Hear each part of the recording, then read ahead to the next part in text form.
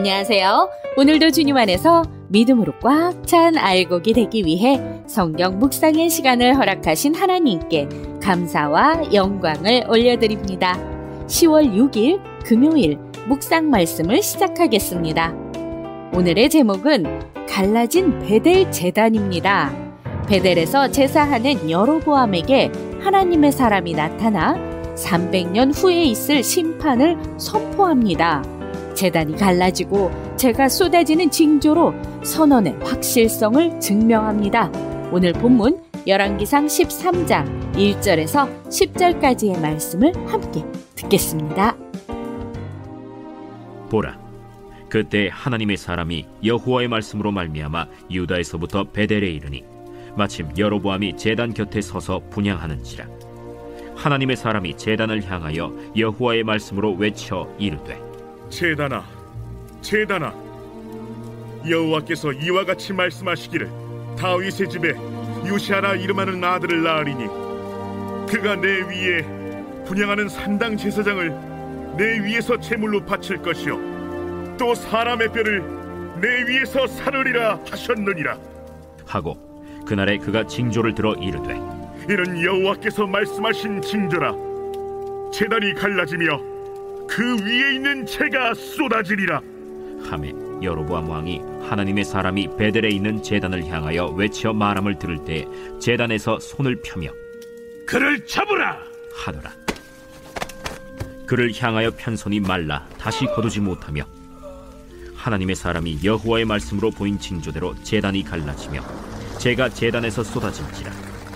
왕이 하나님의 사람에게 말하여 이르되, 청하건대 너는 나를 위하여 내 하나님 여호와께 은혜를 구하여 내 손이 다시 성하게 기도하라.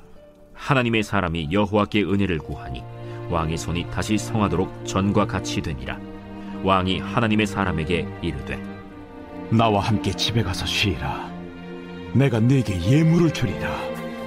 왕께서 왕의 집 절반을 내게 준다 할지라도 나는 왕과 함께 들어가지도 아니하고 이곳에서는 떡도 먹지 아니하고 물도 마시지 아니하리니 이는 곧 여호와의 말씀이 내게 명령하여 이르시기를 떡도 먹지 말며 물도 마시지 말고 왔던 길로 되돌아가지 말라 하셨음이니이다.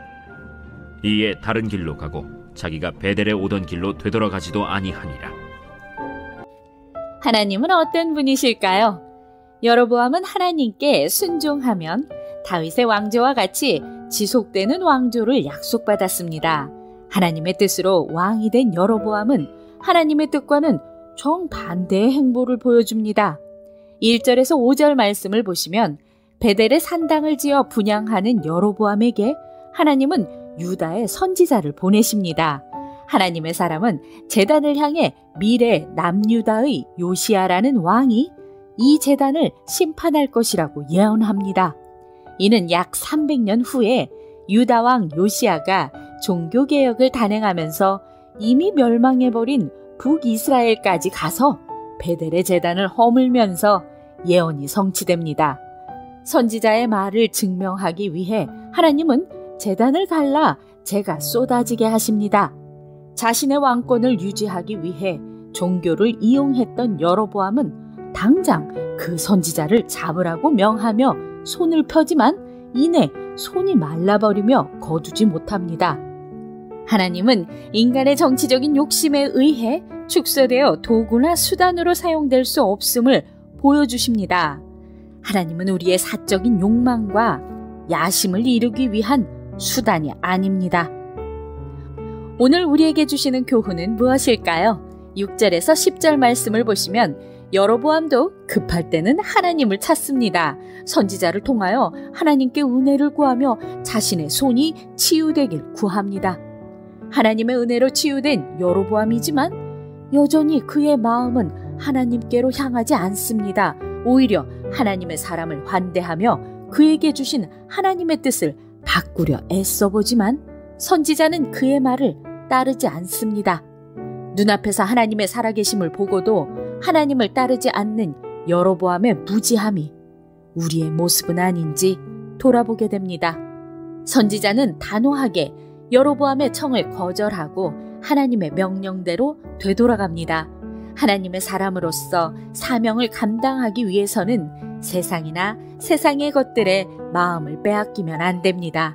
하나님께서 사명을 감당하라고 주신 명예나 권력이나 물질에 현혹되어 우리의 마음을 내어준다면 하나님의 사명을 감당할 수 없습니다. 하나님의 사람은 세상에서 구별하여 불러내심을 받은 선택받은 사람들입니다. 세상에 속하여 사명을 감당하지만 세상과는 구별된 생활을 해야 합니다. 기도하겠습니다.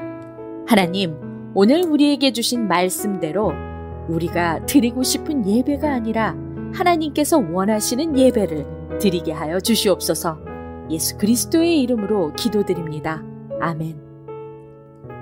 예배를 안 드리면 한 주가 불편하고 불안하여 억지로 드리는 것은 예배가 아닙니다. 우리는 예배의 관객이 아닙니다. 입장료를 낸 관객처럼 평가하거나 즐기며 앉았다 가는 것이 예배가 아닙니다. 모든 예배자는 하나님 앞에 있고 관객은 하나님이십니다. 하나님을 예배할 때 우리는 그분이 우리의 삶을 어떻게 빚어가시는지 발견할 수 있습니다.